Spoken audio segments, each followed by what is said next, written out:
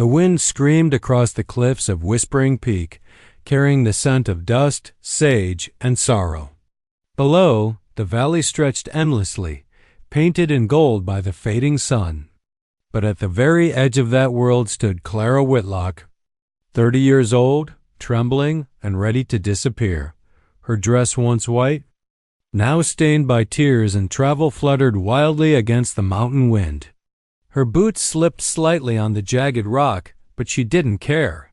She had run for 2 days from the town of Red Hollow, her heart crushed beneath 1,000 memories she no longer wanted to carry.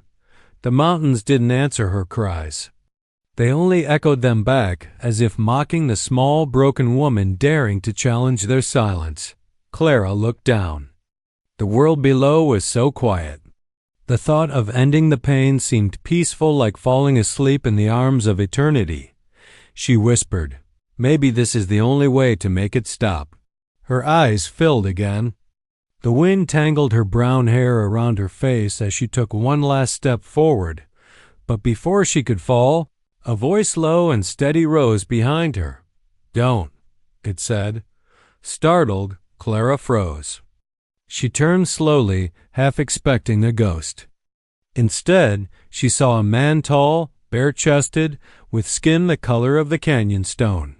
His long black hair whipped behind him like a dark banner. Across his chest hung a necklace of carved bone and turquoise.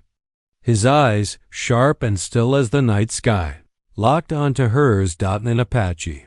He stood a few steps away, one hand lifted as if trying not to scare a wild animal. His presence seemed both powerful and strangely gentle. "Step away from the edge," he said in a deep, calm tone. Clara's breath hitched. Who are you?" "I am called Kaya," he replied. "This mountain is not yours to die on." Her voice cracked. "You don't understand. I've lost everything." Kaya's eyes narrowed slightly, but he didn't move closer. "You have lost your way, not your life. The Great Spirit does not want it taken by your own hand." Clara shook her head, tears blurring her sight. "You don't know what it's like, how empty it feels when everyone you love turns away. When your own father says you brought shame to the family." "I know what it is to lose," he said quietly. "I have buried brothers. I have seen the river take my people's homes. But I did not follow them into the dark." For a moment, the only sound was the wind. It howled between them like a living thing. Clara's knees weakened. "Why do you care?" she whispered. "I'm nothing to you." Kaya took one careful step forward, his moccasins silent on the stone. "Because life is not ours to throw away. You are here because something still waits for you. You cannot see it yet, but you will." She looked at him, his eyes steady as the mountain behind him. For some reason she couldn't move, not forward, not back. "Please," he said. "Step away." Clara's lip trembled. Slowly, as if fighting invisible chains, she stepped back from the ledge. Her legs gave out, and she sank to her knees. The sob that escaped her chest echoed across the cliffside. Raw and broken. Kaya knelt beside her, not touching, only waiting. When her tears finally eased, he spoke again. "The mountain has heard your pain," he said softly. "But it is not where your story ends." Clara looked at him, this stranger who appeared from nowhere, whose calm voice cut through the storm inside her. "Why are you here?" she asked. Kaya looked toward the setting sun. "The eagles were restless. I followed their cry. They led me to you." Something in his tone made her shiver. Was it superstition or fate? He rose and extended his hand. "Come, you cannot stay here. Night comes fast and the mountain is cruel." Clara hesitated, then placed her trembling hand in his. His palm was warm and strong, grounding her to life again. Together, they walked back from the edge. Behind them, the last light faded, and the stars began to wake witness to a woman who had almost vanished, and the warrior who refused to let her go. The path down the mountain was narrow, carved by rain and time. Clara stumbled more than once, her feet raw and her mind still fogged from what she'd almost done. Kaya walked ahead, silent as a shadow, his dark hair glimmering in the moonlight. They didn't speak for a long time. The sound of crickets and the distant cry of a coyote filled the spaces between them. Finally, when the ground leveled and the smell of smoke drifted from below, Kaya stopped. He pointed to a small camp nestled between two boulders, a crackling fire, a blanket made of animal hide, and a small wooden flask resting beside a stone. "You rest here," he said. "The mountain can wait till morning." Clara hesitated. "Is this your camp?" He nodded once. "I have stayed near Whispering Peak for many nights. The spirits here speak in the wind." She didn't quite understand, but she sat near the fire, grateful for its warmth. Kaya poured water from the flask into a clay cup and handed it to her. His hands were strong, marked by scars that told stories he never spoke. "Drink," he said simply. She obeyed, the cool water washing away the dryness in her throat. For a long while, neither said a word. The flames danced between them, painting Kaya's face in gold and shadow. Clara finally whispered, "You should have let me go." Kaya's eyes rose to hers, dark, unreadable. "If the Great Spirit had wanted that, he would not have led me to you." She stared into the fire. "You sound like a man who believes in signs." "I believe everything happens for a reason," he replied. "Even pain." Clara's voice trembled. "My pain ruined lives. I trusted a man who promised love, but he only wanted money. My father warned me. When he left, so did my place in the town. My own family turned their backs on me." The confession fell out like stones from a heavy bag. Kaya didn't interrupt. He only listened. "I thought if I disappeared," she continued, "it would make things easier. For them and for me." Kaya stirred the fire with a stick. "When I was a boy," he said, "the river flooded our village. I lost my brother that night. My mother wanted to follow him into the water. But my father told her, when the fire burns out, the smoke still rises. It carries the story to the sky." Clara frowned. "What does that mean?" "It means that no life ends quietly. The world hears it. It changes something in the wind, in the people left behind." For the first time, Clara looked at him not as a stranger, but as someone who had known darkness and still walked through it. "You talk like you've seen death up close," she said softly. "I have," he admitted. "But I also learned to listen. The land teaches, if you're quiet enough." The fire crackled between them. The silence that followed wasn't heavy this time. It was calm, almost peaceful. Kaya reached into a small leather pouch and pulled out a handful of crushed herbs. He sprinkled them onto the fire, and a fragrant smoke rose, filling the air with a scent of cedar and something wild. "What is that?" she asked. "Sage," he said. "To cleanse the heart." Clara's eyes glistened. "Can it cleanse guilt too?" Kaya met her gaze. "Only truth can do that." The words sank deep, heavier than she expected. For the first time in years, she felt something stir inside, something small but alive. He stood then, walking to the edge of the clearing. The moon cast silver over his shoulders, the tribal jewelry around his neck glowing faintly in the firelight. "Tomorrow," he said, "we will go to your people. Your father still waits for you, though he hides it." Clara's breath caught. You know him?" Kaya turned back slowly. "The land tells me more than you think. The valley below belongs to the Whitlocks. I have seen your father ride the fence lines every dawn, still looking toward the mountains." Her heart twisted. She hadn't expected that, hadn't allowed herself to imagine he might still care. Kaya added quietly, "He believes the mountain took you. Perhaps it is time it gives you back." Clara looked into the fire, her reflection flickering in its glow. For the first time, the idea of going home didn't feel like punishment. As the night deepened, she wrapped herself in the blanket and lay near the fire. Kaya sat awake beside her, eyes watching the sky. The stars above Whispering Peak burned brighter than she had ever seen. And somewhere between the smoke, the wind, and the stillness, Clara felt her heart begin to beat again. Morning came quietly to Whispering Peak. The first rays of sunlight spilled through the tall pines, brushing against the ashes of the dying fire. Clara opened her eyes to the sound of rustling leaves and the steady rhythm of a nearby stream. For a moment, she forgot where she was. Then she saw him, Kaya, crouched beside the stream, filling a small flask with water. The light caught the bronze of his skin, the muscles of his back moving like carved stone as he worked. His long black hair gleamed wet with dew, and the turquoise beads around his neck shimmered faintly in the dawn. Clara sat up, pulling the blanket tighter around her shoulders. "You're awake early," she said quietly. Kaya didn't look back. "The sun does not wait for the broken," he said. "It rises for all." His words carried no judgment, only truth. Clara stood, brushing the dust from her dress. "You really believe we can find my father?" Kaya turned then, meeting her eyes.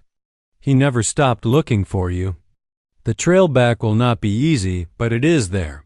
They packed in silence, though silence around Kaya felt peaceful, not empty. As they began descending the valley path, Clara noticed how carefully he moved, reading the land as though it spoke to him. His every step was sure, deliberate, silent. "Do you live alone up here?" she asked after a while. Kaya nodded. "For many seasons. The mountain gives enough. No family?" His gaze flickered toward the horizon. "Once, but the white men came with railroads and rifles. My tribe was pushed east. I stayed to protect what they left behind." Clara bit her lip. "I'm sorry." Kaya's expression didn't change. "Do not be sorry for what you did not cause. Be wiser for what you still can change." His calm strength made her chest tighten. She'd spent months drowning in guilt. Now his words felt like hands pulling her back toward the surface. They walked for hours. The path twisted through thick brush, down toward the red valley below. In the distance, Clara could see smoke rising, maybe from her father's ranch. Her heart pounded at the thought. But just as she dared to feel hope, a sharp rustle came from the trees. Kaya stopped instantly, raising his hand. "What is it?" Clara whispered. He didn't answer, only scanned the woods. Then she saw them, two men on horseback, rough-looking, with long coats and hard eyes. They spotted her immediately. "Well, I'll be damned," one of them laughed. "If it ain't the lost Whitlock girl." Clara froze. "I know them," she whispered. "They worked for my father. Before the fire." Kaya's body tensed, his hand resting lightly on the knife at his waist. "They mean no good," he murmured. The men dismounted, grinning. "Your old man's been paying bounty for months, missy. He thought you dead. We bring you back, we get paid." Kaya stepped slightly in front of Clara, his voice steady. "She is not yours to take." The taller outlaw sneered. "And who the hell are you, savage?" Clara flinched at the word. Kaya didn't move. The wind caught his long hair, his expression unshaken. "One who listens to the mountain," he said. "It tells me you should ride away." The men laughed. "Listen to him. Thinks he's a spirit or something." But their laughter died quickly when Kaya stepped forward. His presence was like the mountain itself, unmoving, immense, silent. The shorter outlaw drew his gun, but before he could raise it, Kaya moved faster than Clara could see. The weapon flew from the man's hand, clattering to the rocks. Kaya's knife glinted once, pressed just enough to the man's throat to freeze him where he stood. The other reached for his rifle, but Kaya's eyes met his cold and ancient, like stone in the rain. "Go," he said quietly. They did. Scrambling, tripping, they mounted their horses and vanished into the dust. Clara stood trembling. You could have killed them. Kaya cleaned the blade and tucked it away. Killing ends the noise, he said. But silence can teach louder. Her breath caught. You? You saved me again. He looked at her, expression unreadable. You saved yourself when you stepped away from that cliff. The words lingered in the air between them. As the day stretched on, they reached a ridge overlooking the valley. Below, the world spread wide cattle grazing, smoke rising from chimneys, and a small wooden house at the far end of a dirt road. Clara's throat tightened. That's home, she whispered. Kaya nodded. Then your journey ends there. But deep down, Clara knew it wasn't the end at all. Because somehow, her heart didn't want to let him disappear back into the wilderness. The valley opened wide before them, stretching like an ocean of gold and rust. The sound of distant cattle bells drifted through the warm air. Clara's heart thudded as her eyes fixed on the ranch at the far edge of the plain, the Whitlock homestead. She hadn't seen it in over a year. The road that led there was cracked and overgrown. Every step closer filled her chest with memories, laughter, arguments, her mother's voice calling from the porch. And her father's last words before she ran away, "You are no daughter of mine." Kaya walked beside her in silence, reading her unease without a word. The morning sun glimmered off the turquoise beads around his neck. You can still turn back, he said quietly. Clara shook her head. I have to face it. I can't keep running from ghosts. They descended the last ridge and crossed a shallow creek. The house grew larger now, white paint peeling, the front porch leaning slightly, the corral half broken. Her father's pride had aged. As they approached, a man stepped out, tall, grizzled, gray hair beneath a sweat-stained hat. His face was rough with years of sun, his shoulders still square though his spirit seemed bent. He held a rifle loosely, more out of habit than threat. When his eyes met Clara's, the rifle slipped from his hands. Clara? He breathed, voice shaking. She stopped a few feet away. Hello, Papa. He blinked, as though the world itself had stopped turning. Then, slowly, he crossed the dirt between them. His hands trembled as they reached for her shoulders, then her face. I thought the fire took you. They said you ran into the canyon. I almost did, she whispered. But someone stopped me. She turned slightly, and Kaya stood a few paces back, silent, respectful, his long black hair swaying in the breeze. Her father's eyes narrowed. You brought one of them here? Clara's heart sank. Papa, he saved my life. Her father looked between them, torn between gratitude and pride. We don't mix with their kind, Clara. You know that. The words hit her like stones. His kind? He pulled me back from a cliff when no one else even looked for me. Kaya didn't react, though the muscle in his jaw tightened. I did what was right, he said quietly. Her father's eyes softened a little. Then? Thank you, he muttered, the words coming hard. Clara stepped closer. Papa, I didn't mean to bring shame. I just wanted to make my own choices. But I was wrong. I trusted the wrong man. I thought he loved me.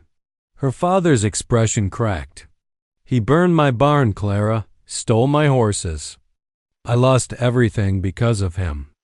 But losing you, his voice broke. That was worse. Tears filled Clara's eyes. I was afraid to come home.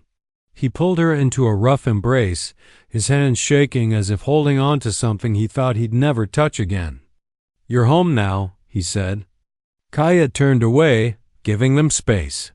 His gaze drifted across the fields, land once full of life, now quiet and tired. After a while, Clara looked back at him. Will you come inside? He shook his head.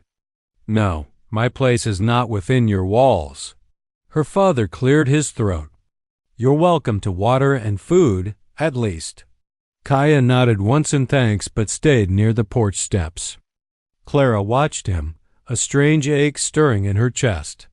Later, as the sun sank low, she found him sitting outside by the fence, sharpening a small blade.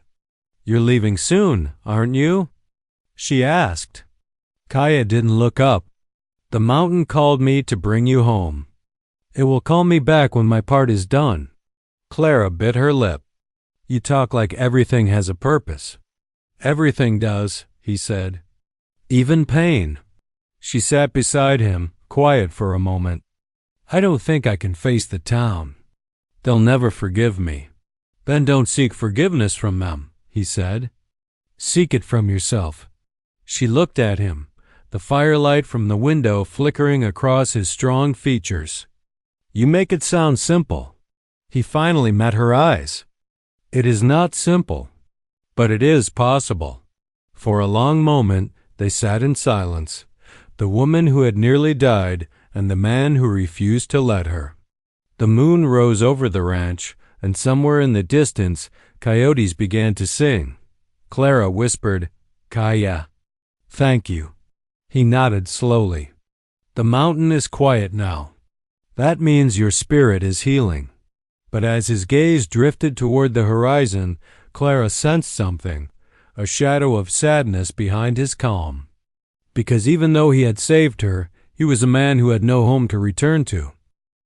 By morning, the ranch smelled of life-again coffee boiling on the stove, horses stirring in the corral, the creak of wood waking under the sun.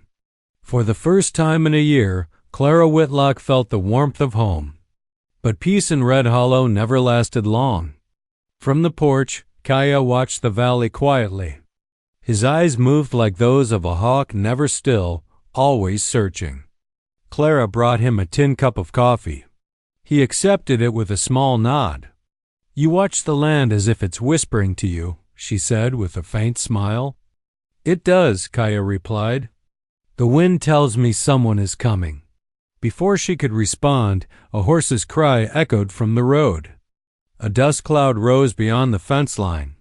Her father stepped outside, hand already on his rifle. "Riders," he muttered.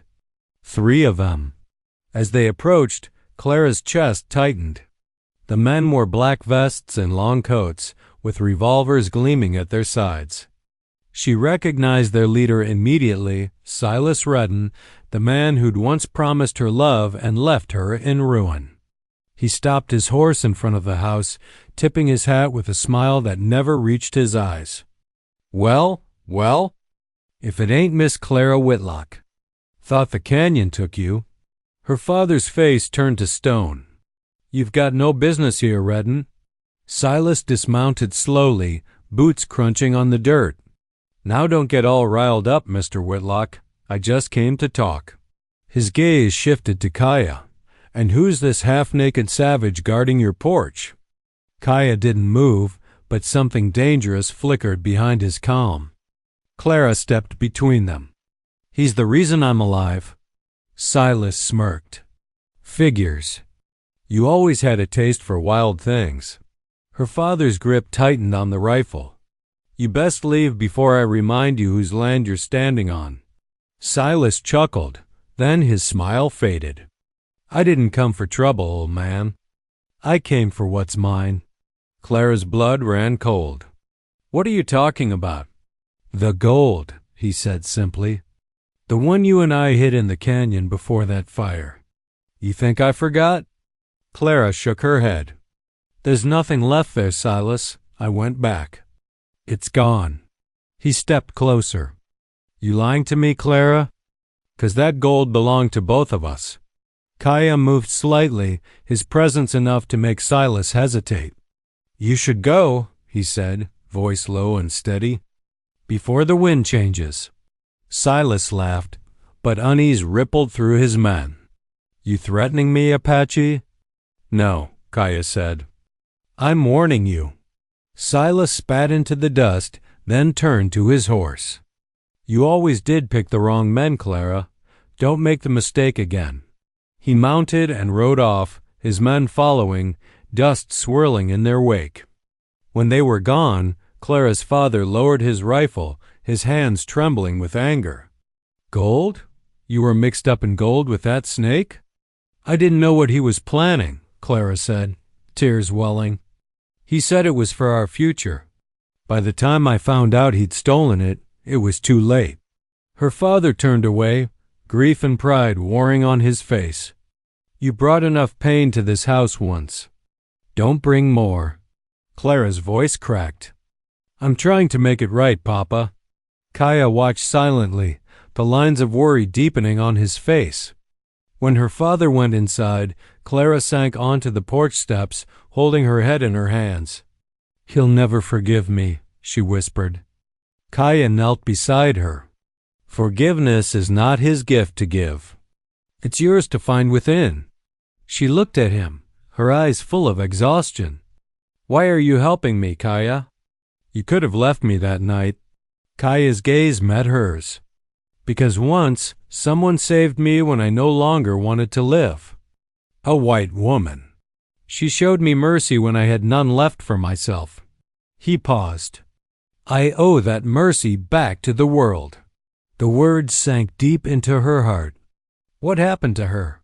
She died, he said softly, protecting my tribe from soldiers.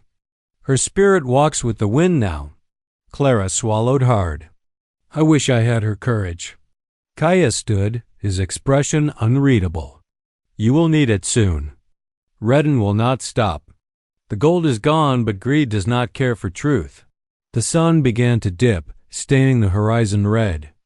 The sound of thunder rolled faintly in the distance, not from the sky, but from hooves. Trouble was coming. Clara rose slowly. Then we'll face it together. Kaya looked at her, a flicker of something unreadable in his dark eyes, respect, maybe, or something deeper. Then the mountain chose well, he said. As the wind swept through the valley, the faint echo of Silas Redden's laughter carried back on the breeze, a breeze, warning that this peace was only the calm before the storm. The wind howled across the plains that night, carrying the smell of rain and smoke. Clara sat near the window, staring out into the darkness where the Apache warrior, Chenoa, stood watch like a spirit of the wilderness. Ever since the threat from Bragg's men, she hadn't known peace. Her father's rifle rested by the door, and every creak of the old ranch house made her heart race. Do you think they'll come back? She whispered. Chenoa didn't turn. His silhouette stood sharp against the flickering light of the lantern. Men like that don't forget when they're shamed, he said quietly, voice deep and steady. But fear not the storm when you have fire inside you. Something about the way he said it made Clara's chest ache. Fire inside her? She had spent years living without it, drowning in sorrow, ready to end it all atop that cliff. And now, this stranger, this man who belonged to a world so different from hers, had brought it back. Outside, the sky cracked open with thunder. The horses in the stable neighed restlessly. Her father, Thomas, came in, his face grave. Chenoa's right. They'll be back tonight. I've seen shadows moving down by the river bend. Chenoa grabbed his bow and a knife, his muscles gleaming faintly in the firelight. They'll strike fast, he said. We make our stand here. Thomas nodded, but Clara stood, trembling. No, you can't fight them alone. There's 5, maybe more. Chenoa looked at her then, eyes deep and unyielding. The land favors those who listen. They will not walk unseen. Moments later, the ranch fell into a tense silence. Rain began to fall in heavy drops, pattering against the roof. The lantern's flame flickered low. Then a crash. The sound of hooves. Bragg's voice cut through the night. Come out, engine. You think you can hide behind white walls? Clara froze, her heart hammering. Thomas cocked his rifle, but Chenoa raised a hand to stop him. Let them come closer. Through the pouring rain, 5 figures dismounted, surrounding the porch. Bragg, his black coat soaked through, raised his pistol. You humiliated me out there, he snarled. Now I'll take the girl. You can watch her die. Before the words could sink in, Chenoa moved. Like lightning, he vanished from sight, and a heartbeat later, one of Bragg's men screamed as he was dragged into the shadows. The rain masked every sound but the sudden thuds of struggle. Muzzle flashes lit up the night, then silence. Thomas fired once through the window, missing in the dark. Clara clutched the doorframe, unable to breathe. And then, out of the storm, Chenoa emerged again, rain running down his skin, knife in hand, eyes blazing. Only Bragg remained now, backing away, his pistol trembling. "You're no man," he spat. "You're a ghost." Chenoa stepped closer, every inch of him wild and powerful. "A ghost would have let you live to haunt yourself." "I won't." Before Bragg could fire, Chenoa struck, swift and final. The outlaw collapsed into the mud as thunder rolled overhead. When it was over, the rain washed everything clean. Clara ran out, falling to her knees beside Chenoa. His chest rose and fell heavily, but he was unhurt. For a moment, she could only stare at him. This man who had come from nowhere, saved her life, saved her family, and now stood soaked and silent beneath heaven's storm. "You could have let me die that day," she whispered, voice trembling. "Why didn't you?" Chenoa's gaze softened. "Because the world has enough ghosts," he said. "And you were meant to live." The thunder faded.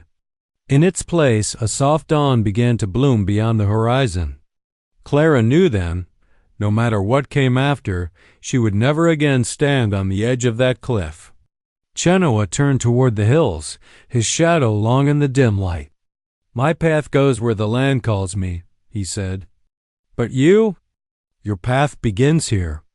And as he walked into the fading storm, Clara felt the fire inside her burn bright once more, the kind of fire that no darkness could ever take away. The storm had passed, leaving the world washed in silver. Mist drifted over the hills, and the air smelled of wet earth and ashes. The dawn light crept slowly across the valley, touching every broken fence, every muddy footprint, every reminder of the night that had almost destroyed them. Clara stood by the porch, barefoot, the hem of her white dress damp and torn. The world around her felt both quiet and alive, as though the earth itself was breathing again. Behind her, her father was inside tending to the horses, the sound of hooves echoing softly from the barn. But her eyes, her heart, searched for only one thing. And then she saw him. Chenoa stood on the ridge beyond the ranch, the rising sun painting his bronze skin in gold.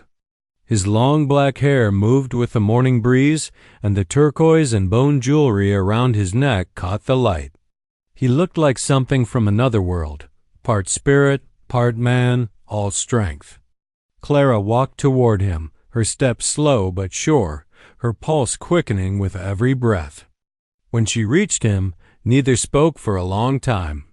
The silence between them was full of gratitude, of sorrow, of everything that didn't need words. "You're leaving," she said finally. Her voice cracked like dry wood.